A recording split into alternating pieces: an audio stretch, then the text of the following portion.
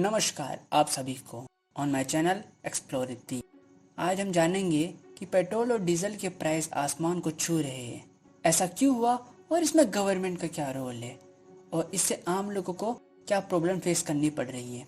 अगर आप नए हैं तो जो नीचे लाल कलर का सब्सक्राइब बटन दिख रहा है उसे प्रेस करो और उसके बगल में जो घंटी दिख रही है उसको भी प्रेस करो ताकि आपको मेरा कंटेंट सबसे पहले मिले।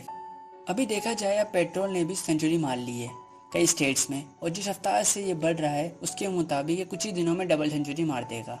ये सेकेंड लाइन फेक है, डोंट ट्रस्ट इट। लेकिन ये बढ़ क्यों रहा है? डाटा के हिसाब से देखा जाए तो ये कर्ड ऑयल के प्राइस के इंक्रीजमेंट के कारण बढ़ रहा है। अब कोरोना के समय दुनिया के ट्रांसपोर्ट मूवमेंट बंद हो गए जिससे कर्ड ऑयल के प्राइस में सबसे बड़ी गिरावट आई, प्राइस नेगेटिव में चले गए। अभी सारी कंट्री की इकोनॉमी पटरी पे आ रही है तो ये स्वाभाविक था, लेकिन गवर्नमेंट ने इसके ऊपर कुछ एक्शन नहीं लिया। और ऐसा क्यों, हम ये भी डिस्कस करेंगे। ग्लोबल मार्केट कर्ड ऑयल के प्राइस को मेंटेन करता है, ना कि टैक्स को। टैक्स पूरी तरह से गवर्नमेंट द्वारा कंट्रोल किया जाता है। इसमें सारी पार्टियां आती है, नॉट अ पर्टिकुलर पार्टी। और जो रूलिंग गवर्नमेंट के साथ होगा वो बोलेगा ये ग्लोबल मार्केट द्वारा कंट्रोल किया जाता है, और जो विपक्षी पार्टी में होगा वो कहेगा इसे रूलिंग पार्टी कंट्रोल करती है। तो ये दोनों आधे अधूरे सच है, इसका मतलब ये झूठ ही है। जैसा कि मैंने आपको स्टार्टिंग में बताया, इंडियन डीजल और पेट्रोल के प्राइस में 35% ग्लोबल मार्केट द्वारा कंट्रोल किया जाता है और less than 5% export, import and petrol pump charges and remaining are taxes put by government. अब इस टैक्स सिस्टम में सेंट्रल गवर्नमेंट के साथ स्टेट गवर्नमेंट के भी टैक्सेस है।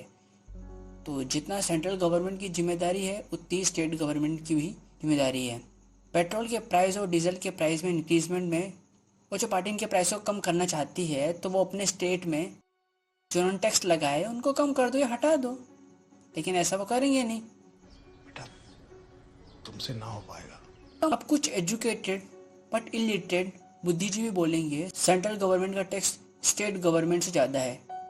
Stop it. Get some help. उसके लिए ये है, ओ भाई सेंट्रल गवर्नमेंट 28 स्टेट से टैक्स लेती है, ना कि 1-2 स्टेट से। तो एवरेज निकाल कर क्या दिखाना चाहते हो? और आप भी देख लो आपका स्टेट कितना टैक्स लेता है इन पेट्रोल पंप पर। और जो चिके बोल रहे हैं ये पेट्रोल ने 100 का आंकड़ा पार कर लिया है, ये गवर्नमेंट हमको लूट लेगी, बर्बाद कर देगी।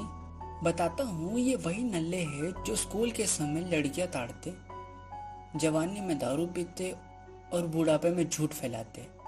अब कोरोना के समय जो गवर्नमेंट ने 500 और 1000 रुपये इनको ही दिए, हमको नहीं दिए, और सालों से 500-2000 रुपये सेंट्रल गवर्नमेंट और स्टेट गवर्नमेंट द्वारा फोकट में लेकर अपनी ज़िंदगी काट रहे हैं। अब ये टैक्स पेट्रोल और डीजल पर लग रहा है, वो इनकी ही मदद कर रहा है।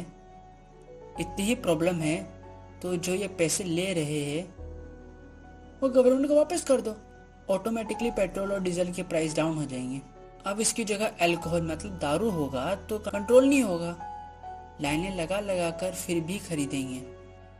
अब इस कोरोना पीरियड में गाड़ियां तो चल नहीं रही है तो पेट्रोल और डीजल के टैक्स को बढ़ाए या कम करे आपको ज़्यादा फर्क तो नहीं पड़ेगा।